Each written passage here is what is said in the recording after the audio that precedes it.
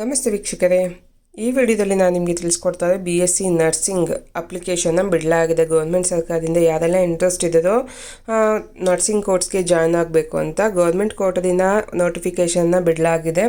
ಆ ನೋಟಿಫಿಕೇಷನ್ ಏನು ಅಂತ ನೋಡೋಣ. ಅದಾದಮೇಲೆ ಯಾವ ರೀತಿ ರಿಜಿಸ್ಟರ್ ಆಗೋದು ಹೇಗೆ ಅಂತ ಕೂಡ ನಾನು ಇಲ್ಲಿ ತಿಳಿಸ್ಕೊಡ್ತೀನಿ. ಈ ವಿಡಿಯೋನ ಪೂರ್ತಿಯಾಗಿ ನೋಡಿ, ಪ್ರತಿಯೊಂದು ಕೂಡ ನಾನು ವಿವರವಾಗಿ ತಿಳಿಸ್ಕೊಟ್ಟಿದ್ದೀನಿ. ನೋಡ್ತಾ ಇರ್ಬೋದು, ನಿಮ್ಮ ಗೂಗಲಲ್ಲಿ ಸರ್ಚ್ ಮಾಡಿ BSc nursing application, online application ಅಂತ ಹಾಕಿದ್ರೆ ಸಾಕು, ವೆಬ್ಸೈಟ್ ಓಪನ್ ಆಗುತ್ತೆ. ಈ ಫಸ್ಟ್ ಲಿಂಕ್ ನೋಡ್ತಾ ಇಲ್ಲ, ಆ ಲಿಂಕ್ ಮೇಲೆ ಕ್ಲಿಕ್ ಮಾಡಿದ ತಕ್ಷಣ ನಿಮಗೆ ವೆಬ್ಸೈಟ್ಗೆ ಕರ್ಕೊಂಡು ಹೋಗುತ್ತೆ.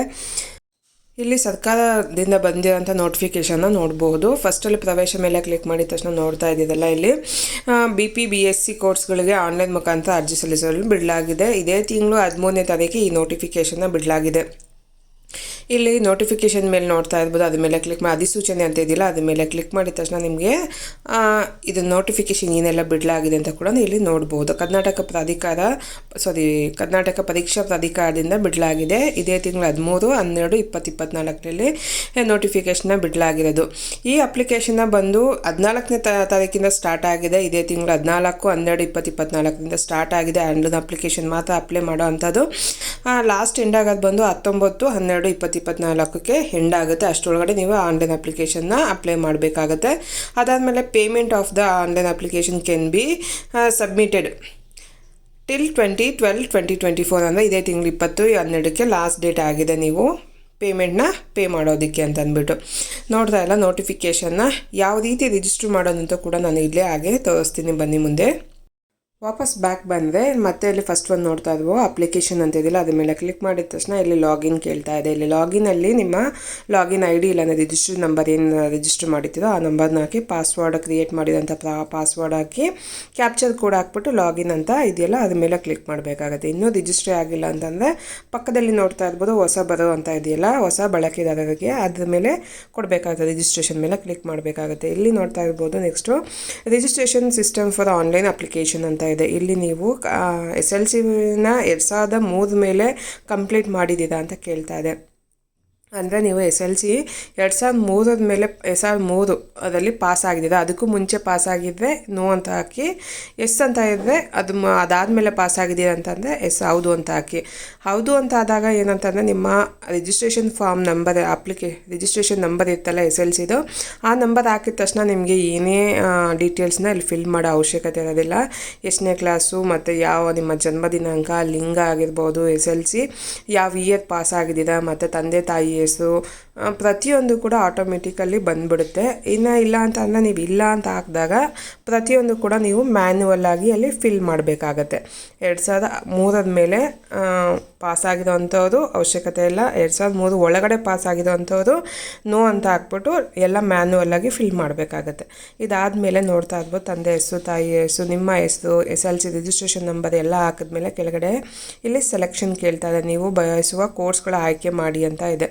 ನೀವು ಯಾವ ಕೋರ್ಸ್ಗೆ ಇಂಟ್ರೆಸ್ಟ್ ಇದೆಯೋ ಆ ಕೋರ್ಸ್ನ ಇಲ್ಲಿ ಆಯ್ಕೆಗಳನ್ನ ಮಾಡಬೇಕಾಗುತ್ತೆ. ಯಾವ ಕೋರ್ಸು ಇಂಟ್ರೆಸ್ಟ್ ಇದೆಯೋ ಅಂತ ಅಂದ್ಬಿಟ್ಟು ಅದ್ರ ಮೇಲೆ ಕ್ಲಿಕ್ ಮಾಡಿದ್ರೆ ನೋಡ್ತಾ ಇರ್ಬೋದು BSc ಹೆಲ್ತ್ ಸೈನ್ಸ್ ಅಂತ ತೋರಿಸ್ತಾ ಇದೆ. ಅದ್ರ ಮೇಲೆ ಇಲ್ಲಾಂದರೆ BSc ನರ್ಸಿಂಗ್ ಕೋರ್ಸ್ಗಳಾಗಲಿ ನೀವು ಯಾವುದು ಕೋರ್ಸ್ಗೆ ಇಂಟ್ರೆಸ್ಟ್ ಇದೆಯೋ ಅದನ್ನು ನೀವು ಸೆಲೆಕ್ಟ್ ಮಾಡ್ಕೋಬೇಕಾಗತ್ತೆ. ಸೆಲೆಕ್ಟ್ ಆದಮೇಲೆ ನಿಮ್ಮ ವಿದ್ಯಾರ್ಹತೆ ಕೇಳ್ತಾ ಇದೆ. ಅದಾದಮೇಲೆ ಸೆಲೆಕ್ಟ್ ಆದಮೇಲೆ ನ್ಯಾಷನಾಲಿಟಿ ಕೇಳ್ತಾ ಇದೆ. ನ್ಯಾಷನಾಲಿಟಿ ಇಂಡಿಯನ್ ಅಂತ ಹಾಕ್ಕೊಳ್ಳಿ. ಅದಾದಮೇಲೆ ಒಂದೇ ಆಪ್ಷನು. ಅದಾದಮೇಲೆ ನೀವು ಖಂಡಿಕೆ ಕೇಳ್ತಾ ಇದೆ. ಖಂಡಿಕೆ ನಿಮಗೆ ಗೊತ್ತಾಗಲಿಲ್ಲ ಅಂತಂದರೆ ಅಲ್ಲಿ ಪಕ್ಕದಲ್ಲೇ ಬ್ಲೂ ಕಲರಲ್ಲಿ ಇತ್ತಲ್ಲ, ಗ್ರೀನ್ ಕಲರ್, ಅದ್ರ ಮೇಲೆ ಕ್ಲಿಕ್ ಮಾಡಿದ ತಕ್ಷಣ ನಿಮಗೆ ಏನು ಅಂತ ಅದರ ಬಗ್ಗೆ ಬ್ರೀಫಾಗಿ ಇಲ್ಲಿ ಕೊಡಲಾಗಿದೆ. ನೋಡಬಹುದು ಏನು ಖಂಡಿಕೆ A-B ಅಂತ ಏನು ಹಂಗಂತ ಅಂದರೆ ಅಂತ ಹೇಳ್ಬೋದು. 1ರಿಂದ 2nd PU ವರೆಗೂ ನೀವು ಕರ್ನಾಟಕದಲ್ಲೇ ಓದಿದ್ದೀರಾ ಇಲ್ಲ ಬೇರೆ ಕಡೆ ಓದಿದ್ದೀರಾ, ಕರ್ನಾಟಕದಲ್ಲಿ ಬರೀ ಒಂದು 5-6 ವರ್ಷ ಓದಿ ಬೇರೆ ಇದರಲ್ಲಿ ಓದಿದ್ದೀರಾ ಅಂತ ಪ್ರತಿಯೊಂದು ಕೂಡ ಇಲ್ಲಿ ಡೀಟೇಲ್ ಕೊಟ್ಟಿದೆ. ಅದು ನೋಡಿಕೊಂಡು ನೀವು ಇಲ್ಲಿ ಆಪ್ಷನ್ನ ಸೆಲೆಕ್ಟ್ ಮಾಡ್ಕೋಬೇಕಾಗತ್ತೆ. ನಾನು ಫಸ್ಟ್ ಒಂದು A ಅಂತ ಸೆಲೆಕ್ಟ್ ಮಾಡ್ಕೊತಾ ಇದ್ದೀನಿ. ಅದಾದಮೇಲೆ ಕೆಳಗಡೆ ನೋಡ್ತಾ ಇರ್ಬೋದು ನೀವು ಭಾರತದಾಗಿದೆ, ಕರ್ನಾಟಕ ರಾಜ್ಯದ ಕೋಟಾ ಬಯಸುವಿರಾ ಅಂತ, ಅದು ಆಲ್ರೆಡಿ ಅದು ಹೌದು ಅಂತ ಅಂದ್ಬಿಟ್ಟು ಸೆಲೆಕ್ಟ್ ಆಗಿದೆ ಇನ್ಬಿಲ್ಟ್ ಆಗಿ. ಅದು ಅವಶ್ಯಕತೆ ಇಲ್ಲ ಅಂತ ಹಾಕೋಣಕ್ಕೆ ಆಗೋದಿಲ್ಲ. ಅದಾದಮೇಲೆ ಕೆಳಗಡೆ ಬಂದರೆ ನೀವು ಯಾವ ಪ್ರವರ್ಗಕ್ಕೆ ಸೇರಿದವರನ್ನು ನೀವು ಯಾವ ಕ್ಯಾಟಗರಿಗೆ ಸೇರಿದ್ದೀರಾ ಅಂತ ಸೆಲೆಕ್ಟ್ ಮಾಡ್ಕೋಬೇಕಾಗುತ್ತೆ.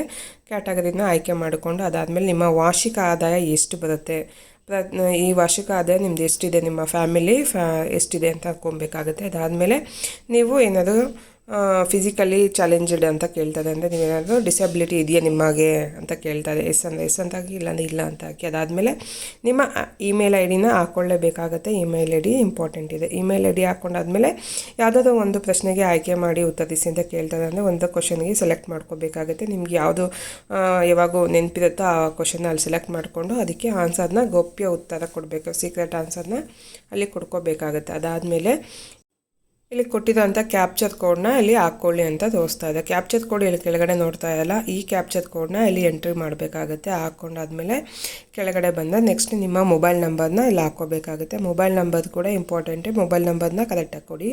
ಅದಾದಮೇಲೆ ನಿಮ್ಮ ಕೆಳಗಡೆ ನಿಮ್ಮ ಪಾಸ್ವರ್ಡ್ ನಿಮಗೆ ಬೇಕಾಗಿರೋಂಥ 8ರಿಂದ 15, 8ರ ಮೇಲೆ ಇರಬೇಕು, 8 ಒಳಗಡೆ ಇರಬಾರ್ದು. ಒಂದು ಪಾಸ್ವರ್ಡ್ನ ಕ್ರಿಯೇಟ್ ಮಾಡ್ಕೋಬೇಕಾಗುತ್ತೆ. ಮತ್ತು ಅದನ್ನೇ ಪಾಸ್ವರ್ಡ್ನ ಇನ್ನೊಂದ್ಸಲಿ ಕನ್ಫರ್ಮ್ ಪಾಸ್ವರ್ಡ್ನ ಹಾಕ್ಕೊಂಡು ಇಲ್ಲಿ ಕೆಳಗಡೆ ನೋಡ್ತಾ ಇರ್ಬೋದು ರಿಜಿಸ್ಟರ್ ಅಂತ ಇದಿಲ್ಲ, ಅದ್ರ ಮೇಲೆ ಕ್ಲಿಕ್ ಮಾಡಬೇಕಾಗುತ್ತೆ. ನಾನು ಒಂದ್ಸಲಿ ಫಿಲ್ ಮಾಡಿ ತೋರಿಸ್ತೀನಿ.